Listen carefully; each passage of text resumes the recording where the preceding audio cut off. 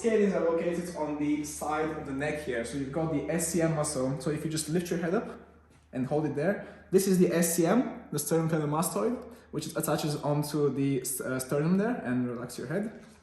And then here you've got the trapezius, and essentially the scalenes are in this triangle between the trapezius and the sternocleidomastoid, and essentially the collarbone or the clavicle. Those muscles are attaching on the first and second ribs, which are essentially underneath the clavicle here. Okay, so they're very, very deep.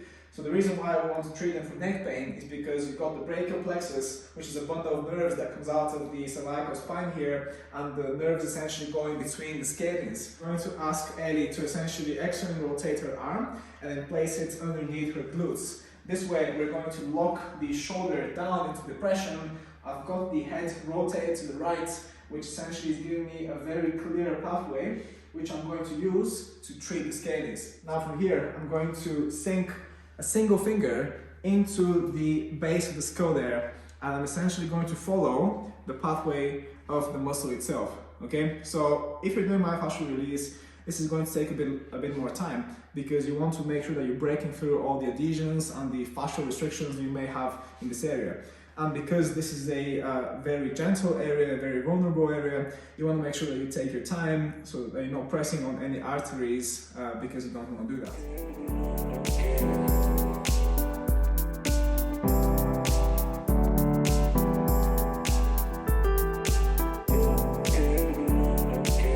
I'm going to locate the trapezius. I'm going to push it down towards the bed, and once I've achieved that movement downwards, I'm going to create movement essentially towards the rib cage itself. Okay, so pressing the traps down and then moving straight down towards the rib cage. Whereas now, with the head in that central position and slightly rotate to the left, I've got a lot more room which I can play with. I can really wait for the fascia to melt down, so I can essentially push my fingers even deeper towards that first and second ribs.